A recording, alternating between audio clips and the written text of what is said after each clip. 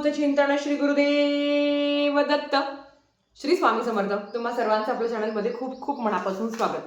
होळी हुताशनी पौर्णिमा यंदा 2 मार्च 2026 ला आलेली आहे।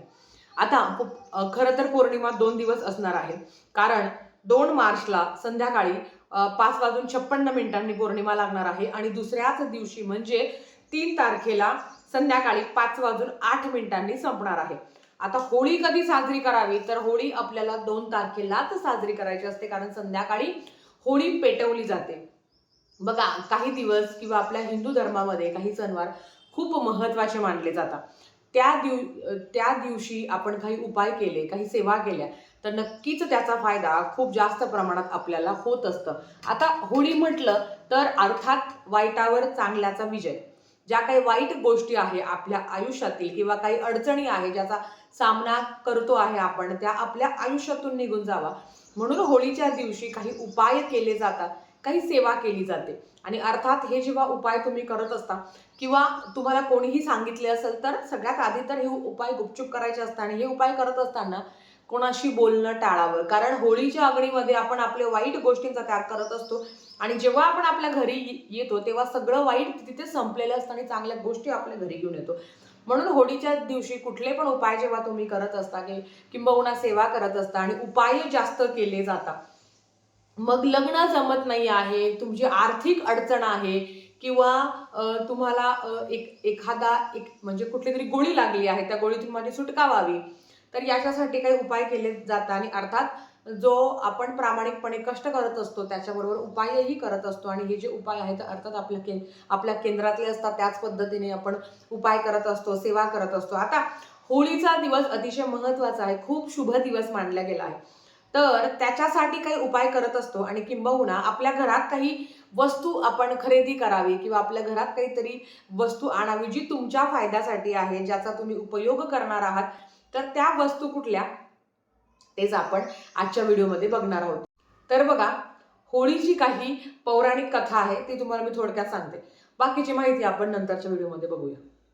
होळीची पौराणिक कथा अशी आहे की भक्त प्रल्हाद आणि होलिका यांच्याशी ती संबंधित आहे, जी वाईटावर चांगल्याचा विजयाचं प्रतीक मानलं गेलं आहे। हिरण्यकश्यपू राजाचा पुत्र भक्त प्रल्हाद हा भगवान विष्णूंचा अत्यंत मोठा भक्त होता, ज्याला मारण्यासाठी स्वतः हिरण्यकश्यपूने खूप प्रयत्न केले, पण नंतर त्याने त्याच्या बहिणीला बोलवलं आणि तिला अग्नीत बसायला सांगितलं, कारण तिला वरदान होतं की अग्नी सुद्धा होलिकेचं काही करू शकत नाही।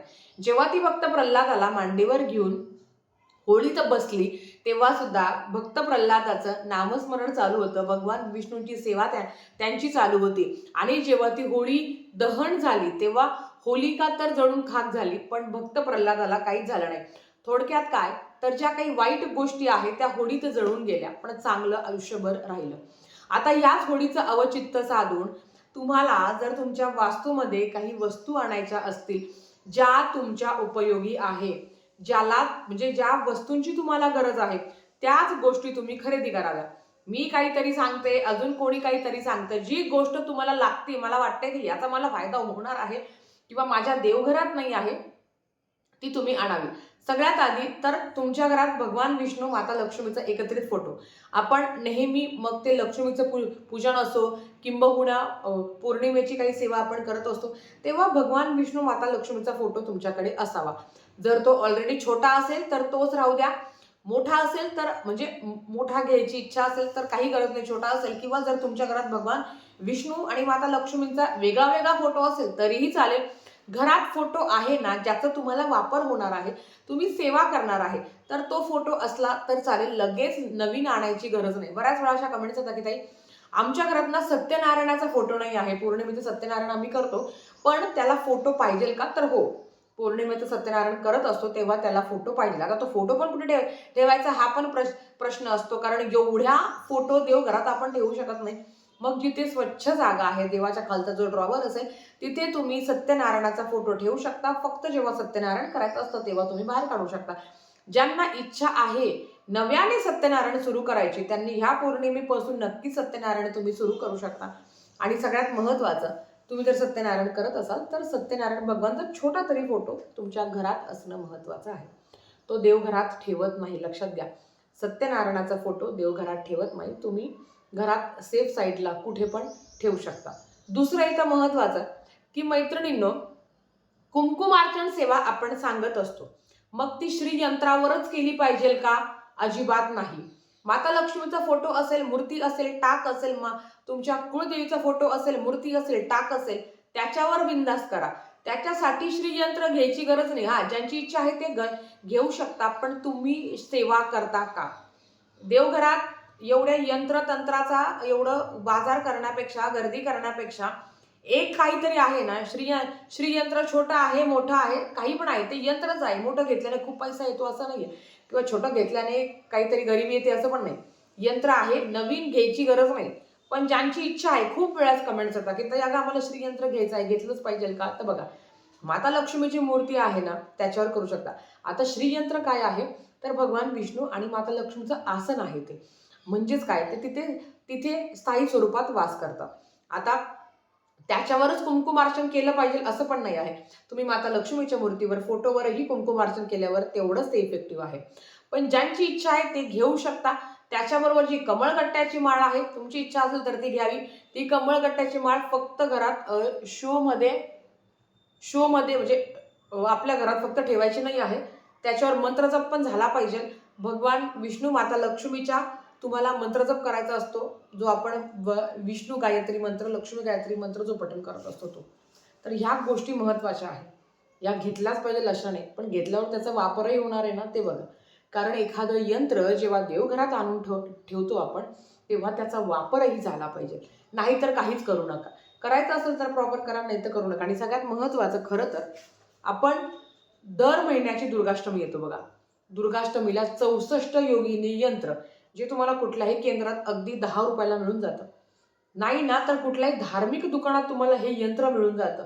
64 योगिनी यंत्र, जे मुख्य दरवाजावर लावायचं असतं. मैत्रिणींनो, याच्यासाठी मी नक्कीच तुम्हाला आग्रह करेन, कारण याच्यामध्ये 64 योगिनी आहे. गुरुचरित्र ग्रंथामध्ये 64 योगिनींचा उल्लेख केलेला आहे, जे औदुंबर वृक्षाच्या तिथे 64 योगिनी तिथे वास करतात, त्यांची सेवा करत असतात. इथे 64 योगिनी यंत्र आहे, त्याच्याबरोबर वास्तू यंत्र आहे आणि विजय पंचदशी यंत्र आहे. तुम्ही तुमच्या दुकानाच्या म्हणजे दुकानाला ते आपलं काही शटर असतं तिथे लावू शकता. तुमच्या मुख्य दरवाजावर हे तुम्हाला लावायचं असतं. आता हे यंत्र असंच आणून लावायचं नाही. हे आणल्यावर स्वच्छ पाण्याने धुवायचं, कारण याला असं प्लास्टिकचं लॅमिनेशन केलेलं असतं. स्वच्छ पाण्याने हे यंत्र धुवा, देवासमोर ठेवा. असं ठेवल्यावर आता दुर्गाष्टमीच्या दिवशी पूजा करायची असते, किंवा तुम्ही पौर्णिमेला पण करू शकता आणि दर पौर्णिमेला करायचं. एकदा लावलं की बस वर्षभर काही बघायचं नाही असं नाही.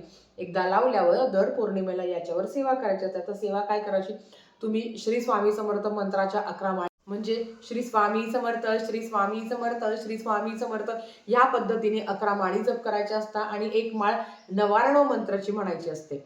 अशा 11 माळी डाव्या हातावर घ्यायचं, उजव्या हातावर यंत्र घ्यायचं, डाव्या हातावर माळ जपायची. ताई आम्हाला डाव्या हाताने माळ जप करता येत नाही, हरकत नाही, तुम्ही तुमचा टायमर लावून ठेवा, किंवा गुरुपीठ ॲपवर असं एक म्हणजे नित्यसेवेमध्ये नामस्मरण एक ॲप आहे, म्हणजे त्या नामस्मरणाच्या सेक्शनमध्ये फक्त टिक टिक केलं तर 108 माळींचं होतं. असं करू शकता, किंवा कोणाला तरी माळ धरायला लावा, तुम्ही नामस्मरण करा, 11 माळी जप करायच्या आणि एक माळ नवारणव मंत्राची घ्यायची.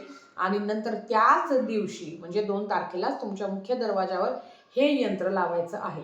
अतिशय सुंदर, प्रभावी आहे. आणि नक्कीच दर पौर्णिमेला सेवा करायची असते. एकदा केलं म्हणजे झालं नाही, दर पौर्णिमेला परत ती सेवा करायची, परत ते लावायचं. नाही पौर्णिमेला जमत तर महिन्यातला कुठलाही मंगळवारी करा, कुठल्याही शुक्रवारी करा, नाहीतर दुर्गाष्टमीला करा. तुम्हाला जसं जमेल तसं करू शकता. पण जर तुमचं स्वतःचं घर असेल, इव्हन भाड्याच्या पण घरात तुम्ही हे यंत्र लावू शकता, असं अजिबात नाही आहे. तुमच्या घरात असेल, आणि जर तुमच्या घरात असेल तर ते काढा, त्याच्यावरती सेवा करा. दर पौर्णिमेला जे काही आपण करत असतो, दर पौर्णिमेला सेवा करा, किंवा कुठल्याही मंगळवारी, कुठल्याही शुक्रवारी महिन्याच्या, किंवा दुर्गाष्टमीला तुम्हाला ती सेवा करायची असते या पद्धतीने. आणि हे सेवा करून झाल्यावर परत मुख्य दरवाजावर बाहेरच्या बाजूने चिटवायचं, म्हणजे येणाऱ्याला ते यंत्र दिसेल या पद्धतीने. आता हे यंत्र लावून काय होतं तर बघा, आपल्या घरात येणारा माणूस चांगल्याच भावनेने आपल्या घरात येतो असं नाही, जेव्हा हे यंत्र लावलं जातं त्या व्यक्तीची नजर त्या यंत्रावर पडते आणि त्याची कितीही वाईट वृत्तीचा असेल आणि जो काहीतरी वाईट त्याचे आपल्याबद्दल वाईट विचार असतील तर त्याची वृत्ती ते विचार तिथेच संपतात आणि तो घरात आल्यावर जरी त्याची वृत्ती तशी असली तरी ती आपल्यापर्यंत येत नाही. नजर दोष ज्याला आपण म्हणतो की एखाद्याची नजर अशी असते की तो दगडाचे पण 2 तुकडे करू शकतो. तर ती कुठली पण निगेटिव्हिटी आपल्या घरात येऊ देऊ नये म्हणून 64 योगिनी यंत्र अतिशय महत्वाचं आहे. सुंदर आहे. तुम्ही सुद्धा खरेदी करा. अगदी तुम्हाला 10 रुपयात कुठल्याही लोकल शॉपमध्ये धार्मिक दुकानात तुम्हाला मिळून जाईल. नाहीतर जवळच्या केंद्रात मिळून जातात. 10-15 रुपयालाही आहे. ठीक आहे. तर आजच्यासाठी फक्त इतकं. झालेली सेवा स्वामींच्या चरणी मी रुजू करते आणि आजचा व्हिडिओ इथेच थांबवते. आवडला असेल तर लाईक शेअर सबस्क्राईब करा. भेटूया परत अशाच एका नवीन व्हिडिओसोबत. तोपर्यंत श्री स्वामी.